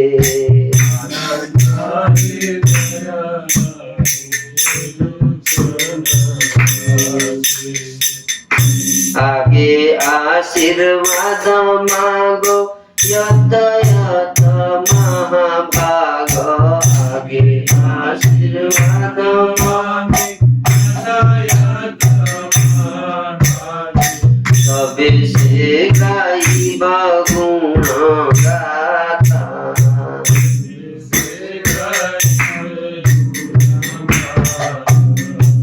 मोर छार अधमाध मनाही जानी मु तत्व, मोर छार अधमाध मनाही जानी मु तत्व, मोर गुण चरित्रेर की महत्व।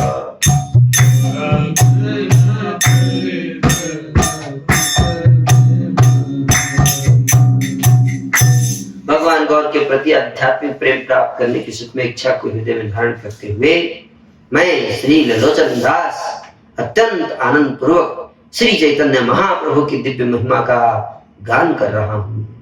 श्री लोचन दास ठाकुर कहते हैं, हे प्रिय मित्रों, मैं बारंबार आपसे विनती करता हूँ, हे महात्माओं, मैं आपके आशीर्वाद प्राप्त करने के लिए याचना करता हूँ जिससे कि मैं भगवान गौर की महिमा का गुणगान कर सकूं।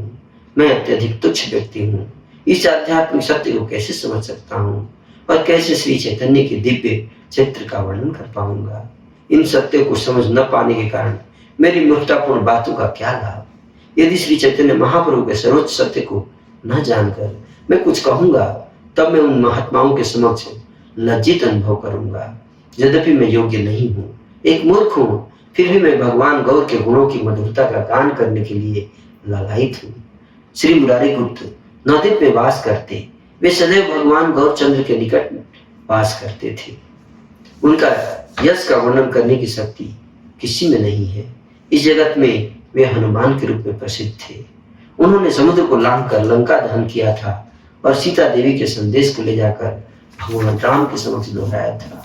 उन्होंने विशल्यकर्णी नामक जड़ी बूटी लाकर लक्ष्मण के प्राणों की रक्षा की। वही हनुमान जी मुरारी गुप्त के रूप में अवतार लिए और नदिया में निवास करते थे। तो बता रहे हैं कि ग्रंथ कैसे प्रकट हुआ, मुरारी गुप्त जी के बारे में बता रहे हैं, है ना। तो मुरारी गुप्त भगवान के समस्त रहस्यों से अवगत थे। वे अत्यधिक बुद्धिमान और भगवान गौर के चरण कमलों के प्रति अधिक समर्पित है। उन्होंने भगवान गौर के जन्म से बाल्यकाल तक की प्रेम पूर्ण लीलाओं का आरंभ से अंत तक वर्णन किया है। तो मुरारी गुप्त जी के बारे में बता रहे कि चैतन्य महाप्रभु निमाई के घर के बगल में उनका घर था, तो वहां पे वो रहते थे और सारी लीलाएं देखते थे। और उनको पता था कि ये कौन है, भगवान है। तो वो सारा लीला क्या करते थे, डायरी में नोट करते थे, लीलाओं को नोट करते थे। दामोदर पंडित हैं ने उन्हें इन समस्त लीलाओं का प्रारंभ से अंत तक वर्णन करने के लिए कहा। तब मुरारी गुप्त ने संस्कृत श्लोक के रूप में एक पुस्तक लिखी जिसका शीर्षक है गौरांग चरित या श्री कृष्ण चैतन्य चरित महाकाव्य। दामोदर पंडित जी ने मुरारी गुप्त को रिक्वेस्ट किया कि आपने जो देखा है चैतन्य महाप्रभु की लीलाओं को, बचपन की लीलाओं को, वो आप किताब में लिखिए। तो उन्होंने श्री चैतन्य चरित महाकाव्य नामक ग्रंथ लिखा ना। यह पुस्तक मुरारी गुप्त के मुख से निकली जब उन्होंने दामोदर पंडित से वार्ता की। इस पुस्तक का श्रवण करके मैं अत्यधिक प्रसन्न हुआ, इसलिए अब मैं भगवान गौर की लीलाओं को बंगाली श्लोकों के रूप में लिख रहा हूँ। यद्यपि मैं इस कार्य को करने की योग्य नहीं हूँ, मैं अनेक त्रुटियां करता हूँ, कृपया मेरी उपेक्षा मत कीजिए और मुझ पर क्रोधित मत होइएगा। बोल रहे हैं कि मैं एक किताब लिखने जा रहा हूँ, हो सकता है इसमें मैं बहुत गलती करूंगा। तो कई और कोई व्यक्ति गलती कर रहा है, इसको गलती किया, क्या इसको खुद ही नहीं आता, इसमें क्या क्लास सुनेंगे हम, है ना। ऐसे सोच सकता है कोई, है ना, इसको आता नहीं है, तो बोल दिए कि ऐसा मत सोचिएगा, फिर भी उपेक्षा मत कीजिए, है ना। और कहते क्रोध मत कीजिएगा, कुछ गलती हो जाए तो कोई क्रोध मत कीजिएगा आप लोग। अपने समक्ष अमृत को देखकर कौन इसका आस्वादन करना पसंद नहीं करेगा।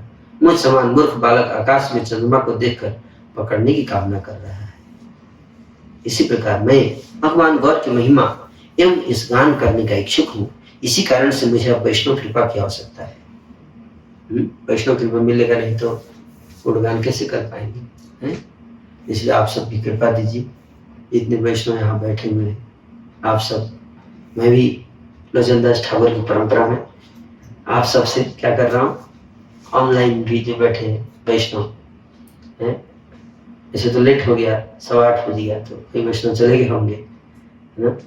लेकिन जो बैठे हैं उनसे कृपा की याचना करता हूँ मैं भी, या आप लोग कृपा दीजिए, जिससे कि मैं श्री चैतन्य महाप्रभु की महिमा यश का गान करने का प्रयास कर सकूं।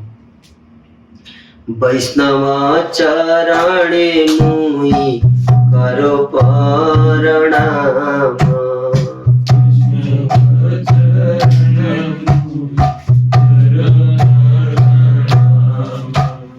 गोरा गुण गाई मोर भाम,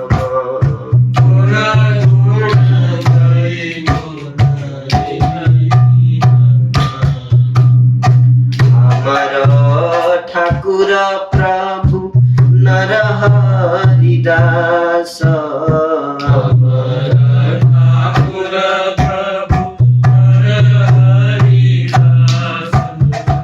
प्रणति विनति करो पुर मोर आस,